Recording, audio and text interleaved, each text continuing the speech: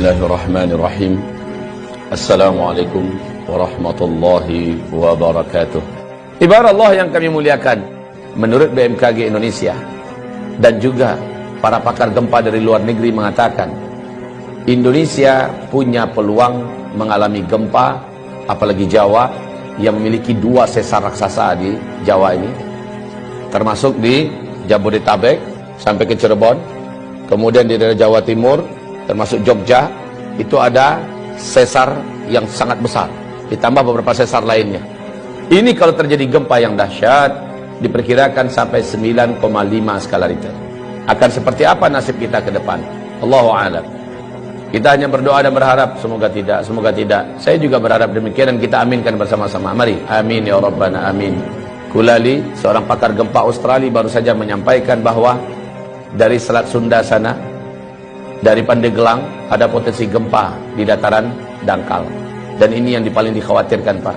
Ini bisa menimbulkan tsunami setinggi 57 meter. Tsunami ini akan mengejar sampai seluruh Banten sampai ke Jakarta. Kalau 57 dari sana sampai Jakartanya sisanya 15 meter ketinggiannya. Apapun itu kita aminkan lagi, semoga tidak pernah terjadi. Amin. Tapi mereka bicara bukan orang-orang bodoh. Mereka adalah pakar dan ahli. Ketika mereka memperingatkan, maka layak untuk kita mengambil kesiagaan. Saya hanya sarankan pada kita yang mampu menghentikan bencana yang sudah diprediksi perkiraannya hanyalah Allah Subhanahu wa taala. Kalau begitu, ambil cara bagaimana Allah bisa mengalihkan atau menghentikan rencana bencana yang akan terjadi itu. Caranya gimana? Nabi sudah kasih tunjuk kepada kita. Pertama, lakukan taubat massal. Indonesia harus bertaubat. Dari apa bertaubat? Indonesia harus umumkan taubat ini kepada Allah Subhanahu wa taala, pemerintahnya, ulamanya, ya. Apa yang harus masyarakatnya diajak? Yang diajak taubat itu adalah negara Indonesia ini dengan rakyatnya. Satu, hentikan menzalimi para alim ulama. Gus Nur hari Kamis tanggal 27 Oktober, dia menerima hari Kamis itu surat panggilan. Statusnya sebagai tersangka. Gus Nur menyampaikan dalam bentuk video, dia sampaikan, silakan laporkanlah. Sekarang saya sudah tersangka. Paling-paling saya hanya ditangkap, dipenjarakan. Atau mungkin bisa jadi saya dibunuh. Terserah kalian mau buat apa. Saya tidak ada takut. Tapi ingat oleh kalian, Allah Maha bangun.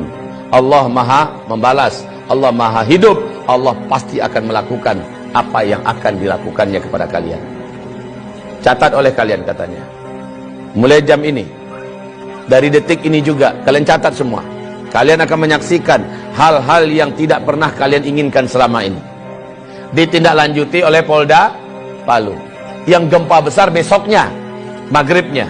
Jadi hanya selang 24 jam terjadi gempa besar di Palu sana. Anehnya, semua rumah bangunan gedung yang ada di sekitar rumahnya dan pesantrennya Gus Nur yang ada di Palu hancur. Tapi gedung dan rumahnya, pesantrennya Gus Nur utuh seutuh-utuhnya. Berdiri kokoh, rapi serapi-rapinya. Sebelah-sebelahnya rata. Masya Allah, Allah kasih lihat. Bahkan kantor Polda yang ada pun tenggelam oleh tsunami. Tidak sedikit jumlah para aparat yang sampai hari ini belum ketemu. Ya Rabb, jangan sakiti ulama. Saya sudah sampaikan kepada pemerintah negeri Republik Indonesia tercinta ini. Anda berutang ke sana kemari dengan harga dan angka yang sudah sangat gila-gilaan. Dan ini membahayakan untuk NKRI ke depan. Sekarang mau Anda tambah utang berapa? Silahkan tambah. Anda bangun di sana sini. Tapi dengan perilaku Anda menyakiti para alim ulama. Mereka wali-wali Allah di muka bumi ini. Mereka kekasih-kekasih Allah di muka bumi. Allah ratakan semua. Allah habisi semua yang kalian bangun. Bahkan nyawa kalian pun tidak akan terselamatkan. Ingat ini baik-baik, wahai para penguasa. Anda tak lama berkuasa, hidup Anda juga tidak lama di muka bumi ini. Jika para alim ulama tidak Anda perlakukan dengan mulia. Ibarat Allah yang kami muliakan, tidak ada rezim yang ada dalam sejarah lalu menentang para pembawa-pembawa dakwah, melainkan rezim itu akan berakhir dengan tragis. Baca sejarah, buka Al-Quran, buka sejarah. Bagaimana setiap rezim yang berani menentang pembawa-pembawa dakwah dengan tragis. Wa kadzalika ja'alna likulli nabiyyin aduwwa syayatinal insi wal jin. Musuh-musuh dakwah ini adalah setan-setan manusia dan setan-setan jin. Demikian Allah firmankan, yuhi ba'duhum ba'da zukhrufal qawli ghurura. Konspirasi mereka sesama mereka saling rapat dan akrab dalam rangka memadamkan dakwah, tapi pada ujungnya qul ja'al haqq wa zahaqal batil. Kalau kebenaran sudah datang, kalau kebenaran sudah diusung dan dibawa, diperjuangkan, yang batil pasti akan enyah. Apa yang kurang dari Firaun? Puncak dan puncak kekuasaan kekuatan saat itu di tangannya. Negara-negara mana yang tidak takut dengan kekuasaan yang dimiliki oleh Firaun? Kekuasaan yang luas, bala tentara yang banyak, persenjataan yang hebat, media semuanya di tangannya, semua kekayaan ada di tangannya. Kurang apa Firaun? Dan Musa hanya seorang pendakwah biasa. Musa dengan pendampingnya Harun, Bani Israel orang-orang rakyat biasa, tapi mereka bersama Allah yang Maha Perkasa. Ketika semakin zalim Firaun kepada Musa dengan fitnah yang bermacam-macam, dengan cara yang bermacam-macam untuk menghabisi Musa, akhirnya Firaunlah yang habis. Bala tentaranya habis, lumpuh semua. Bukan sekedar lumpuh, mati semuanya, ditenggelamkan oleh Allah dalam Laut Merah. Kisah Firaun ini terulang abad demi abad, terus terulang dan berulang. Namrus sebelumnya, Ibrahim yang disasar. Namrus habis, dihabisi bala tentaranya oleh Allah hanya dengan tentara kecilnya berupa lalat.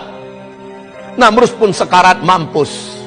Bala tentaranya hebat-hebat, kekuasaannya yang hebat, semuanya habis oleh Allah Subhanahu wa taala ketika menyakiti wali Allah di muka bumi, yaitu Ibrahim alaihis salam, Nabiullah dan Rasul Allah, Abul Anbiya Ibrahim alaihis salam. Nabi Muhammad disakiti oleh Abu Jahal, Abu Lahab. Di Mekah dia petentang-petenteng ke sana kemari seolah dunia miliknya, membangun koalisi dan jaringan internasional kemana-mana dalam rangka menyakiti Nabi Muhammad, menyakiti para sahabat. Habis mereka dibuat oleh Allah Subhanahu wa taala.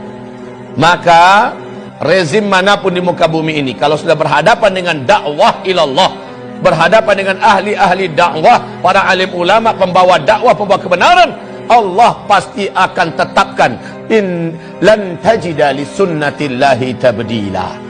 Tidak akan didapatkan sunnatullah itu bisa berubah, tidak akan pernah berubah. Sunnatullah itu tetap akan terulang. Saya tidak tahu omongan ini akan sampai tidak ke telinga para pemimpin dan berkuasa yang sedang memimpin di Indonesia. Saya tidak ingin para pemimpin yang ada, rejim yang ada berakhir tragis. Tugas saya hanya sekedar menyampaikan. Saya tidak punya wewenang apa-apa dalam menurunkan azab. Saya tidak menginginkan azab turun ke Indonesia ini. Saya ingin pemimpin kita memimpin dengan baik dan benar. Roda kepemimpinan pemerintah berjalan dengan baik dan benar. Masyarakat hidup dengan makmur, sejahtera, tertanggulangi masalah-masalah berat kehidupan mereka. Agama juga terjaga dan terawat. Maka baldatun thayyibatun wa rabbun ghafur terwujud. Ini yang saya mau. Tapi ketika yang dilakukan kebalikan daripada itu, maka inilah firman Allah Subhanahu wa taala di surat Al-A'raf ayat yang ke-96, walau anna ahlal qura amanu wattaqau lafatahna alaihim barakatim minas sama' wal ard walakin kadzabu fa akhadnahum bima kanu yaksibun. Kalaulah suatu negara, suatu bangsa, penduduknya benar imannya kepada Allah dan mereka melaksanakan perintah-perintah Allah, meninggalkan larangan-larangan Allah dan Rasulnya, la fatahna alaihim barakatim minas sama'i wal ard, pasti kami bukakan selebar-lebarnya pintu-pintu barakah dan kebaikan dari langit dan juga yang keluar dari bumi.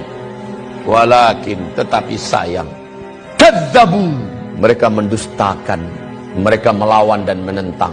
Fa akhadnahum bima kanu yaksibun, kami siksa mereka. Fa akhadnahum bima kanu yaksibun. Kapan siksaan itu? Apa amina ahlul qura ayatiyahum ba'suna bayata wa hum naimun? Apakah mereka merasa aman ketika dosa sudah dibuat di mana-mana, maksiat sudah dilakukan di mana-mana? Mereka masih merasa aman daripada siksa dan azab kami yang datang kepada mereka baghtatan, tiba-tiba. Wahum naimun, mereka sedang di rumah-rumah mereka, mereka sedang kumpul-kumpul dengan keluarga mereka, mereka sedang mau tidur atau sedang tidur. datang kepada mereka siksaan kami wahum naimun. Awa amina ahlul qura ayatiyahum ba'suna duha, atau kami siksa mereka di waktu duha wahum yal'abun, mereka sedang main-main. Baik saudaraku, hamba-hamba Allah yang kami muliakan, insyaallah semoga bermanfaat yang saya sampaikan. Mari kita istighfar dan tutup dengan doa kafaratul majlis. Astaghfirullah, astaghfirullah, astaghfirullah. Subhanakallahumma wa bihamdika asyhadu an la ilaha illa anta astaghfiruka wa atubu ilaik. Wassalamualaikum warahmatullahi wabarakatuh.